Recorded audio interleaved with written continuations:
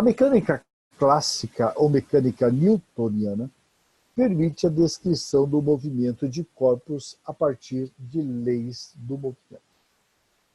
A primeira lei de Newton para o movimento, ou lei da inércia, tem como consequência que, vamos lá, se um determinado objeto se encontrar em equilíbrio, então nenhuma força atua sobre ele.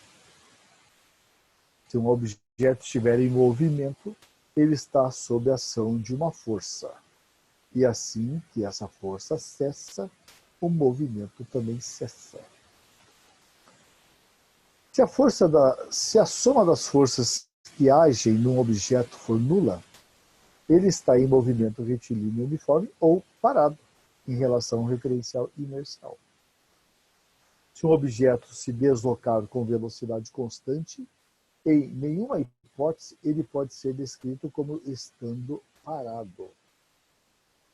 Se um objeto estiver em repouso constante em relação ao referencial inercial, a soma das forças que atuam sobre ele não é nula. Então tá bom.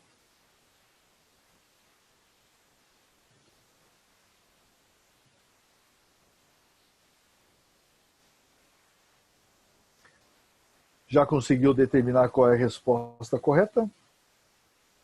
Vamos dar uma olhadinha uma por uma. Letra A, se um determinado objeto se encontrar em equilíbrio, o que quer dizer se encontrar em equilíbrio? Força resultante igual a zero. Então nenhuma força atua sobre ele. Tá certo isso? Não. Por quê? Porque força resultante igual a zero quer dizer o quê? Quer dizer que ou nenhuma força age nesse corpo, ou as forças que agem nesse corpo, somadas, dá zero. Então ele está afirmando, se um determinado objeto se encontrar em equilíbrio, então nenhuma força atua sobre ele. Nenhuma. Não podem ter várias forças agindo sobre ele. Porque a soma tem que ser zero. Então essa aqui está errada. Outra.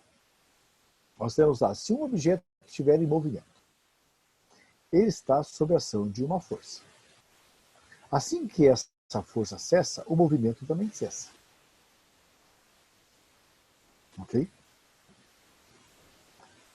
Se ele está sujeito à ação de uma força, se essa força cessa, o que acontece? O movimento deve continuar. Porque se ela cessa, a força resultante passa a ser zero. E aí, por inércia, a velocidade será constante, o movimento será retilíneo e uniforme. Errado. Se a soma das forças que agem no corpo no objeto for nula, ou seja, força resultante igual a zero,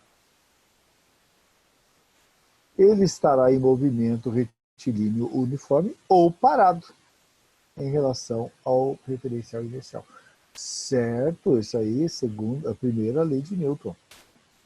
Perfeito. Próximo.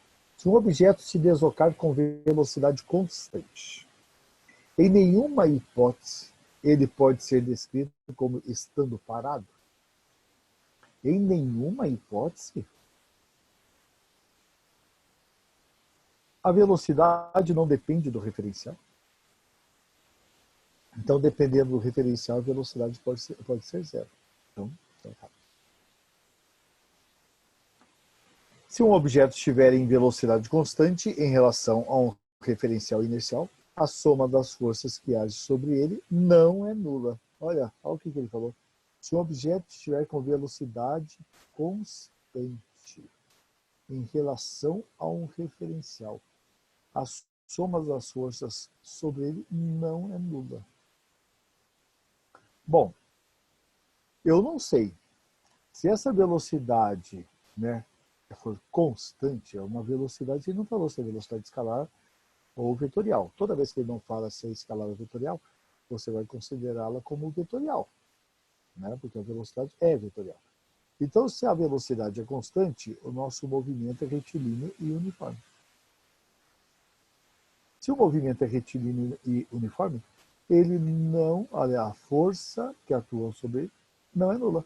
A soma das forças não é nula. Opa, para que o movimento seja retilíneo e uniforme, a força resultante tem que ser nula. Né? Então está muito errado. Letra C. Beleza, moçada? Sossegadinho. Vamos lá para o próximo. Exercício número 2.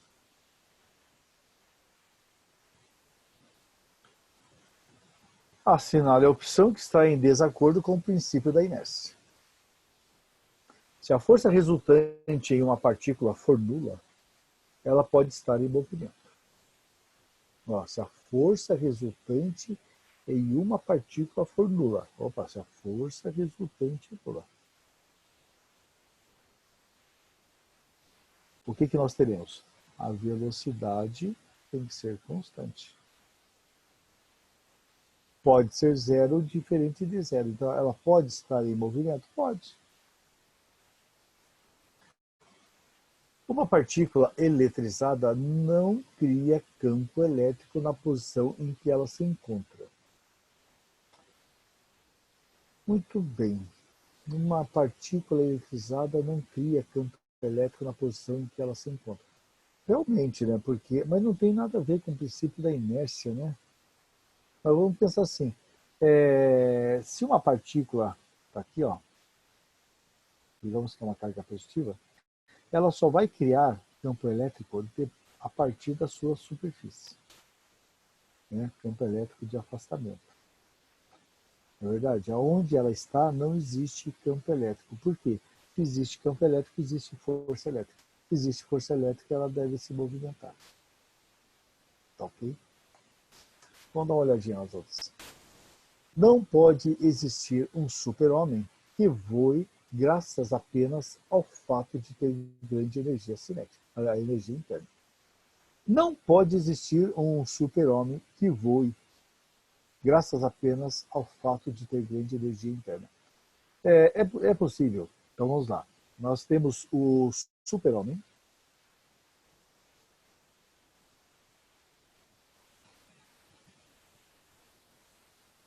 E nós temos o Homem de Ferro.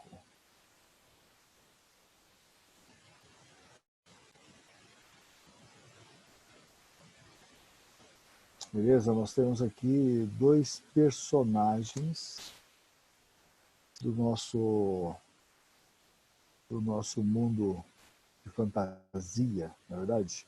Eu tenho até uns carinhas aqui, ó. Esses dias eu estava brincando. Quer ver? Vamos achar aqui, ó. Super-Homem. Aqui, ó. Super-Homem, né? E depois o Homem de Ferro. Vamos ver se o Homem de Ferro está aqui. O Homem de Ferro. Aqui, o Homem de Ferro. É esse cara, né? Homem de Ferro. Tá ok?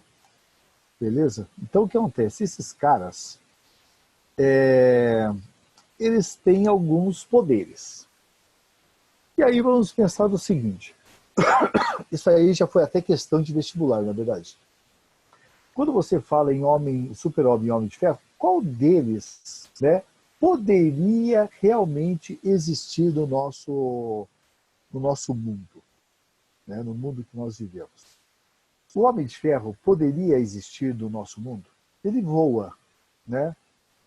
Difícil ver um homem voar, na verdade. Pelo menos eu nunca ouvi um homem voando sozinho assim.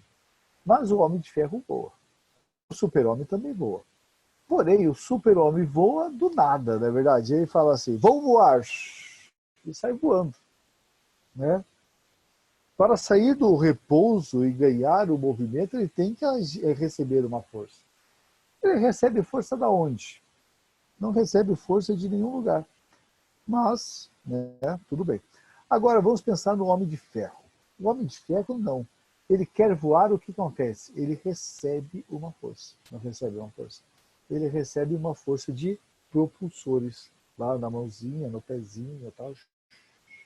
E aí ele sai voando. Ok? Então, desses caras, qual seria o cara que poderia realmente, né, existir no nosso cotidiano, né, respeitando, e esse é o mais importante, respeitando as leis de Newton, né, as leis da física. Então nós vamos observar que o Homem de Ferro seria um cara que poderia existir. Ok? Então não pode existir um super-homem que voe graças apenas isso. Por quê? Porque isso aqui está em desacordo, né? Está em desacordo com o princípio da inércia, não é verdade? Quando um carro freia, o corpo do motorista é projetado para frente, porque todo o corpo tende a manter sua velocidade vetorial por inércia. Em virtude desse fato, é obrigatório o uso do cinto de segurança. Ok? Então, é verdade isso? É verdade. Quando o carro freia, o corpo do motorista é projetado para frente. Ele é projetado não porque foi empurrado, mas ele foi projetado por quê? Porque ele tende a manter a sua velocidade. E aí o último. Quando uma nave espacial está gravitando em torno da Lua, seu movimento orbital é mantido por inércia. Então, observe aqui nesse caso, quando uma nave espacial está gravitando, né, em torno da Lua. Então, quer dizer, a Lua está aqui e a nave está girando ao redor. Observe, girando, está em movimento circular. E o movimento por inércia teria que ser o quê? Um movimento retilíneo. Então, esse caso dá errado. Está totalmente em desacordo com o princípio da inércia. Então, resposta letra E. Beleza?